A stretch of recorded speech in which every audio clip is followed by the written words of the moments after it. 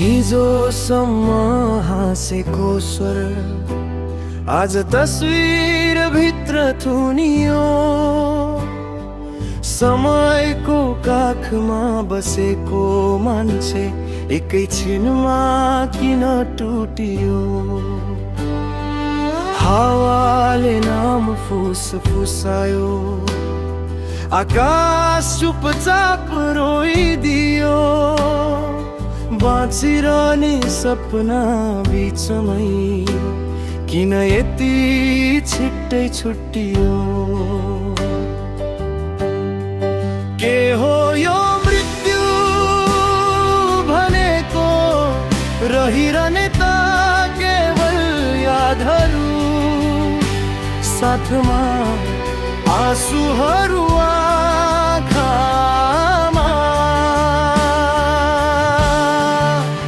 घाम झरी अस्थायी जाने अनि फेरि नउदाउने, यहाँ खोला झै बगी जाने, धुवा झै उडी जाने अनि फेरि नफर्कने।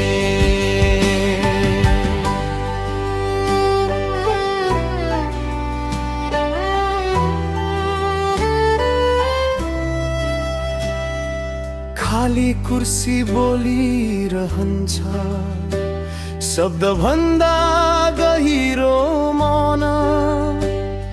आवाज खोज्छ कानहरूले, तर भेटिन्छ केवल शून्यपन। हिजोका ती साना कुरा आज किन यति भारी। सम्झनाले मन च्याते झै बन्छ जीवन नै भारी। के हो यो मृत्यु भनेको, मनलाई भारी बनाइदिने, रुखलाई झारिदिने, मौसम नै बदलिदिने। हिजोको संसार भत्काइदिने, समयलाई रोकिदिने, तर घडी भने चुपचाप अघि बढिदिने।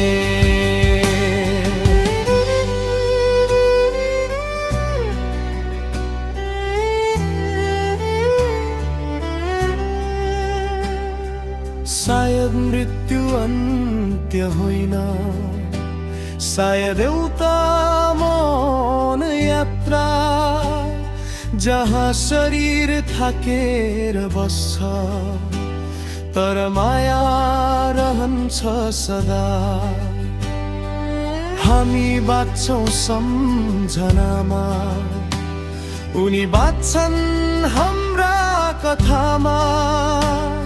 बिछोड त केवल देखिने हो, आत्मीयता रहन्छ आत्मामा। के हो यो मृत्यु भनेको, नदेखिने एउटा सत्य, जसले जीवनको मूल्य हामीलाई सिकाइरहन्छ। प्रतिक्षण रहिरहने